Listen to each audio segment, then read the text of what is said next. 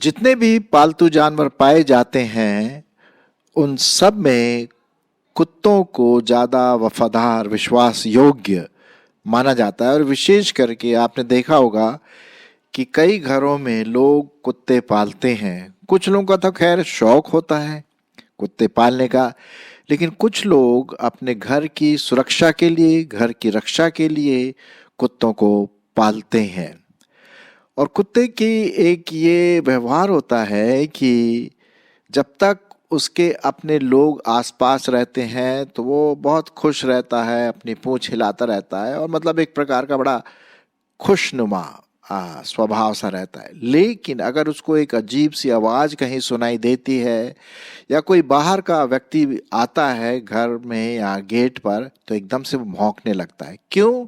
उसके कान खड़े हो जाते हैं और ये सोचता है, कुत्ता ये सोचता है ये तो हमारे लोगों में से नहीं है, ये आवाज जो आ रही है ये तो कहीं और दूसरे की स्ट्रेंज है, अलग प्रकार की है।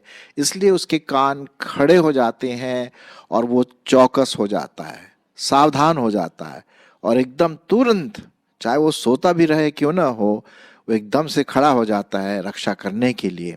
जी हाँ, उसी प्रकार से हम विश्वासियों को जो प्रभु के कहलाते हैं, ये बहुत जरूरी है कि हम भी उसी प्रकार से सावधान रहें, चौकस रहें।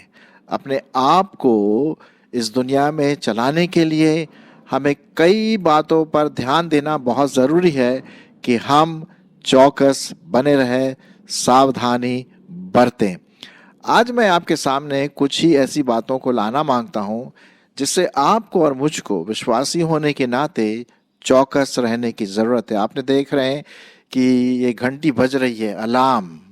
और अलार्म क्यों बज रही? क्योंकि आपने शायद सेट किया होगा खाना पकाने का कि 5 मिनट या जागने का, तो उठ जाओ, जाग जाओ, खतरा है, अब उठने का समय है, जागने का समय है। तो ये घड़ी जो है एक प्रकार का खतरे की बात, मतलब जगाने की बात कह रही है कि आप जाग जाओ, उठ जाओ, जागते रहो, चौकस रहो, अब सोने का समय खत्म हो गया है। यहाँ पर हम आत्मिक रीति से बात कर रहे हैं। तो आइए हम परमेश्वर के वचन में देखें कि किन किन बातों में हमें बहुत चौकसी करना है। आइए, पहला तो मैं आपके लिए पढ़ूंगा जो प्रभु यीशु मसीह ने खुद कहा, लूका रचित सुसमाचार और उसका 8 अध्याय 18 पद। लूका उसका 8 अध्याय और उसका 18 पद। यहाँ पर प्रभु यीशु मसीह कहते हैं कि आप लोगों को, हम लोगों को चौकस रहना, सावधान रहना है कि हम परमेश्वर का वचन किस रीति से सुनते हैं। एक तो होता है हमने सुन लिया एक कान से और दूसरे कान से निकाल दिया, मतलब हम उसके बारे में ज़्यादा ध्यान नहीं दे पाते हैं। आप उपदेश सुनते हैं, मैसेज सुनते हैं संडे को या और किसी समय, तो उतना ध्यान नहीं देते, या परमेश्वर का वचन पढ़ते हैं या सुनते हैं, उतना ध्यान नहीं देते। इसीलिए प्रभु यीशु मसीह क्या कहते हैं? चौकस रहो। 8:18 लूका, इसलिए सावधान रहो कि तुम किस रीति से सुनते हो, क्योंकि जिसके पास है उसे दिया जाएगा और जिसके पास नहीं है उससे वह भी ले लिया जाएगा जो वह अपना समझता है। तो मेरे प्रियो, मेरे भाई बहनों, ये बहुत ज़रूरी है कि हम परमेश्वर के वचन को जब हम सुनते हैं तो हम उसको ग्रहण करने के कान से सुने। सिर्फ ये नहीं कि हमने सुन लिया और उसके बारे में कुछ नहीं करते। इसलिए साफ रीति से प्रभु यीशु मसीह कहते हैं, सावधान रहो, चौकस रहो कि तुम किस रीति से सुनते हो। और विशेष करके परमेश्वर का वचन जो हमारे सामने दिया जाता है। अब आप में से कई लोग हैं जो मेरे इस संदेश को सुनते हैं, है ना? क्या उसको सुनने के बाद आप उसके बारे में कुछ करते भी हैं कि नहीं? है ना? कहीं कमी है मेरे जीवन में, आपके जीवन में, तो हम क्या उसके सुनने के बाद हम उसके बारे में कुछ करते हैं कि? तो ये मतलब है चलिए दूसरा, और किन बातों से हमें चौकस रहना?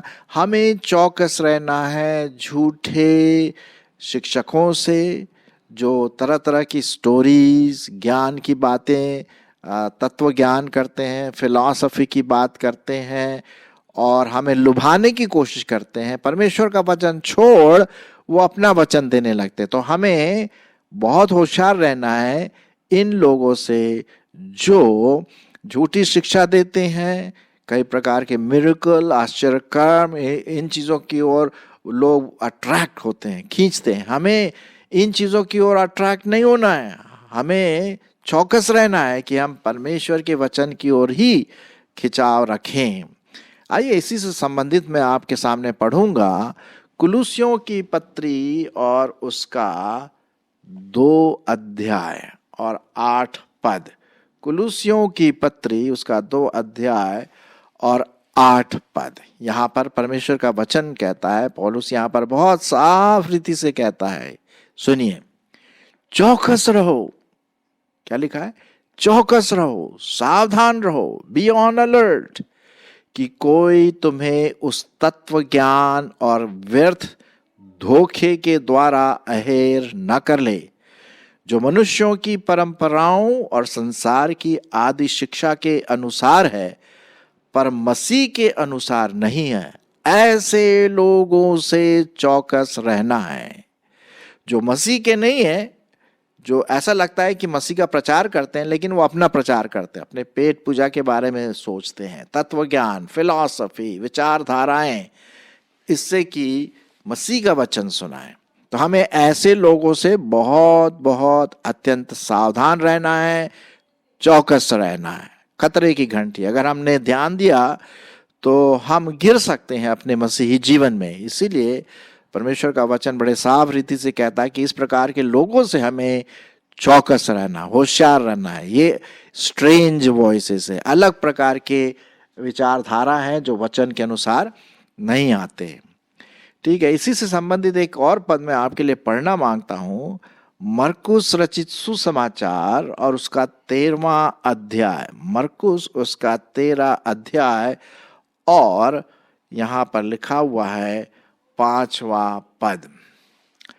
मरकुस 13 और 5 पद। यीशु ने उनसे कहा, कहने लगा, सावधान रहो, चौकस रहो कि कोई तुम्हें ना भरमाने पाए, कोई तुम्हें अपने तत्व ज्ञान से, अपनी झूठी शिक्षाओं से, खोखली शिक्षाओं से तुम्हें ना भरमाने पाए।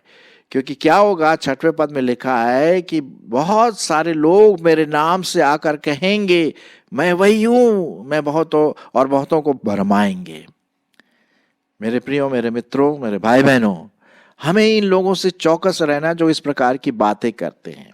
ठीक है, जो झूठी शिक्षाएं हमारे सामने लाने की कोशिश करते हैं। चलिए, और किन बातों में हमें चौकस रहना है, चलिए आगे बढ़ते हैं। इब्रानियों की पत्री, इब्रानियों की पत्री और उसका 3 अध्याय 12 पद। इब्रानियों की पत्री 3 अध्याय 12 पद बहुत इंपॉर्टेंट पद है जिसके हमें चौकसी करनी है, सावधान रहना, अलर्ट रहना है। हे भाइयों, चौकस रहो कि तुम में ऐसा बुरा और अविश्वासी मन न हो जो जीवते परमेश्वर से दूर हटा ले जाए। जी हाँ, हे भाइयों, चौकस रहो कि तुम में ऐसा बुरा और अविश्वासी मन न हो जो जीवते परमेश्वर से दूर हटा ले जाए। मन जो है ना, ये बहुत धोखेबाज है। हमारा मन कभी यहाँ है तो वहां है, तो कभी उधर भटकता है, जिसे बोलते हैं ना चंचल मन। इस चंचल मन को हमें स्थिर रखना है वचन के अनुसार। इस चंचल मन को मसीह में स्थिर रखना है, नहीं तो हम परमेश्वर से दूर चले जाएंगे, हम भटक जाएंगे। इसीलिए बहुत जरूरी है कि हम इसके बारे में दूसरों को समझाते रहें। मैं अभी आपके सामने क्या कर रहा हूं, मैं समझा रहा हूं आपको और कभी कभी लोग मुझे भी समझाते हैं, है ना। तो हम एक दूसरे को समझाते रहें कि हमारा मन इधर उधर फिसल ना जाए, अविश्वासी ना हो, बुरा ना हो, परमेश्वर से दूर ना चला जाए। 13वां पद में लिखा है, और जिस दिन तक आज का दिन कहा जाता है, हर दिन एक दूसरे को समझाते रहो, ऐसा ना हो कि तुम में से कोई जन पाप के छल में आकर कठोर हो जाए। तो चौकस रहिए, होशियार रहिए, सावधान रहिए, अलर्ट रहिए कि हम अपने मन की रक्षा करें, स्थिर रहें। इसी से संबंधित, स्थिर रहने से संबंधित एक और बहुत इंपॉर्टेंट बात है जो हमें मिलता है 1 कुरिन्थियों 10:12। 1 कुरिन्थियों उसका 10 अध्याय और 12 पद। क्या लिखा हुआ है? इसलिए जो समझता है कि मैं स्थिर हूं, मैं पाप में गिर ही नहीं सकता, दूसरे लोग गिर जाए तो गिर जाए, मैं कभी नहीं गिरने वाली, मैं कभी नहीं गिरने वाला, मैं तो प्रभु में बड़ा हूं। क्या लिखा? इसलिए जो समझता है कि मैं स्थिर हूं वह चौकस रहे कि कहीं गिर न पड़े। अरे बाप रे बाप, बहुत साफ रीति से लिखा हुआ यहां पर। इसलिए जो समझता है अपने आप को कि मैं स्थिर हूं, प्रभु में स्थिर हूं, बाइबल में स्थिर हूं, वो चौकस रहे कि कहीं ऐसा ना हो कि वो गिर पड़े। बहुत बहुत ये मन की बात है। कभी कभी मेरे सामने भी ऐसी बातें आ जाती है, ऐसा लगता है, देखिए मैं दूसरों को उपदेश सुनाता हूँ, प्रचार करता हूँ यहाँ वहाँ, और पता पड़ा मैं खुद गिर गया। हो सकता है ऐसा, बिल्कुल हो सकता है। इसलिए हम सबों को, चाहे आप पास्टर हो, लीडर हो, शिक्षक हो, टीचर हो, स्टूडेंट हो, माँ बाप हो, गृहिणी हो, काम करने वाले हो, हमें अपने आप को ऐसा नहीं सोचना कि मैं बिल्कुल अब पक्का हो गई हूँ, पक्का हो गया हूँ। नहीं, परमेश्वर के अनुग्रह में पक्का बनते जाइए, स्थिर रहिए, लेकिन कभी ऐसा ना सोचे कि अब मैं फिसलूंगा नहीं। नहीं, हम फिसल सकते हैं, तो होशियार रहिए, है ना। तो हमें चौकस रहना है।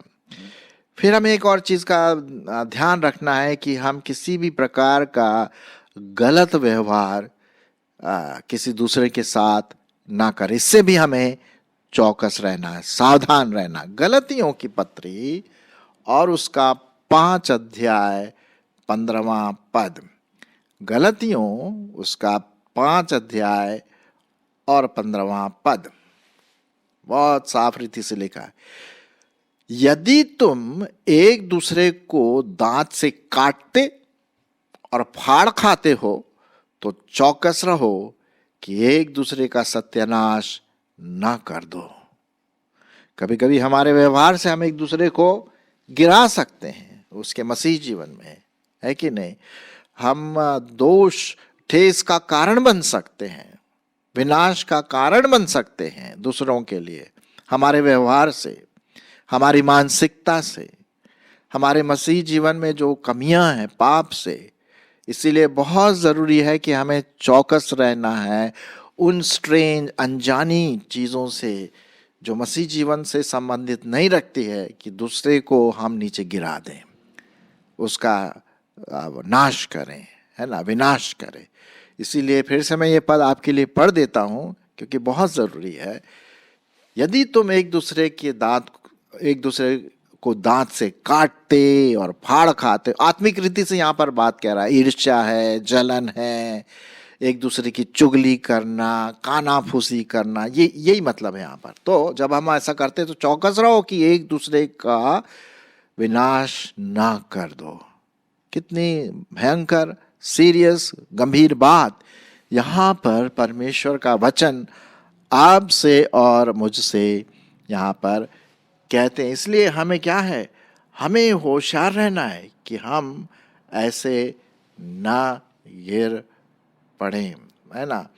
और एक जगह पे लिखा हुआ है पतरस में कि हमें शैतान की उन चालाकियों से होशियार रहना है जो गरजने वाले सिंह के समान हमारे पास आता हो, है ना, उससे हमें चौकस रहना है। शैतान की चालाकियों से जो हमारे मन में फुसफुसाहट के रूप में आ सकती है, जब हम अकेले होते हैं, बैठे हुए हैं, रात में हैं, सोच रहे हैं, तो कई प्रकार की फुसफुसाहट, कानाफुसी, इन प्रकार की चीजें हमारे मन में आ सकती है, और ये शैतान लाता है बुरी बातें जो परमेश्वर के वचन के विरोध में है। इसलिए हमें होशियार रहना है उस शैतान से जो गरजने वाले सिंह के समान है ना, चौकस रहना है, क्योंकि वो हमारा नहीं है, वो हमारा शत्रु है। हमें उससे दूर रहना है, उसकी मानसिकता से दूर रहना, उसके व्यवहार से दूर रहना है, बल्कि पवित्र आत्मा के समय, पवित्र आत्मा की कंट्रोल से, नियंत्रण से हम आगे बढ़ते चले जाएं। तो हमें स्थिर रहना है, चौकस रहना। चलिए और भी देख लेते हैं। एक जो बहुत आम बात होती है, कभी कभी मेरे साथ भी ऐसा हो जाता है, परमेश्वर मेरी अगुवाई कर रहा है इस बात में कि मैं ऐसा ना करूं, मुझे अनुग्रह दे रहा है, सीख रहा हूं मैं, और वो है अपने मुंह की चौकसी करना, अपने जीभ की चौकसी करना। जीभ के बारे में तो बहुत कुछ कहा गया है कि नहीं? और यदि आप याकूब की पत्री पढ़ें तो वहाँ तो बहुत ज़बरदस्त बात कही गई है जीभ के बारे में, कि जीभ एक भला हो सकती है, एक आग हो सकती है। यदि हमने किसी के बारे में झूठी बातें, कानाफूसी बातें, तोड़ने वाली बातें दूसरों से कहते हैं ईर्ष्या के कारण, जलन के कारण, तो ये तो परमेश्वर का आत्मा बिल्कुल इसको ग्रहण नहीं करेगा। हम परमेश्वर की आत्मा को दुखित करते हैं। हाँ, हमें अपनी जीभ से होशियार रहना है कि क्या बातें बोलते हैं। देखिए, उसी जीभ से हम परमेश्वर की आराधना करते हैं और उसी जीभ से कभी हम दूसरों की बुराई भी करते हैं, काटते हैं। क्या ये सही है?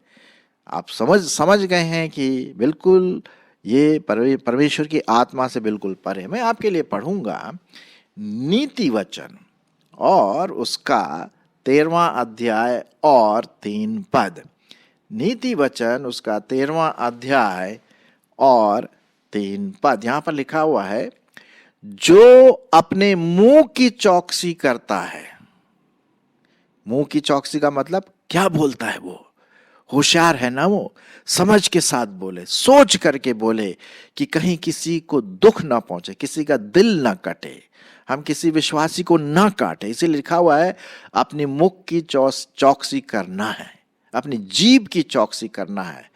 वो अपने प्राण की रक्षा करता है। जो अपने मुंह की रक्षा करता है, चौकसी करता है, वो अपने प्राण की रक्षा करता है। परंतु जो गाल बजाता, उसका विनाश हो जाएगा। जो इधर की बात उधर और उधर की बात इधर करता है, उसका विनाश हो जाएगा। बहुत साफ रीति से यहाँ पर हम देखते हैं प्रियो। अब हम एक और वचन पढ़ेंगे जिसका हमें चौकस रहना, चौकसी करना है, और वो है कि वचन हमारे जीवन का अंग बना रहे। इस बात को हमें ध्यान देना है। मैं आपके लिए पढ़ूंगा इसी से संबंधित, और पाया जाता है यहोशू की किताब उसका 1 अध्याय और 8 पद। यहोशू की किताब उसका 1 अध्याय और 8 पद।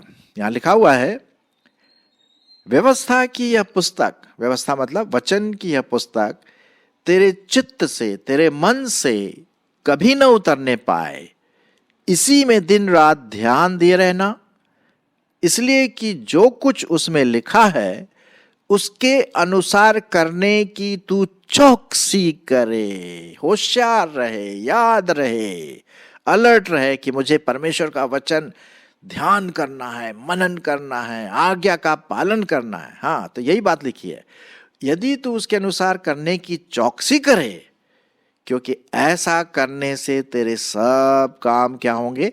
सफल होंगे और तू प्रभावशाली होगा। 2 चीजें हैं यहाँ पर मेरे प्रियो। जब हम परमेश्वर के वचन की चौकसी करते हैं, अपने जीवन में लाते हैं, मनन करते हैं, पढ़ते हैं, सुनते हैं और आज्ञा मानते हैं, तो हमारे हर काम सफल होंगे, पहली आशीष। और दूसरी बात क्या है? हम प्रभावशाली होंगे दूसरों के लिए। ये बहुत इंपॉर्टेंट है। कौन नहीं प्रभावशाली होना मांगता? मैं तो होना मांगता हूं। कौन नहीं है जो अपने कार्य में सफल होना मांगता? मैं भी होना मांगता हूँ, आप भी जरूर होना मांगते हैं। तो हम इस बात को ना भूलें, बल्कि चौकसी करें कि हम परमेश्वर के वचन को अपने जीवन में बसने दें, बहुत आयत से बसने दें। कुलुसियों 3:16 में भी हम यही बात पढ़ते हैं, है ना।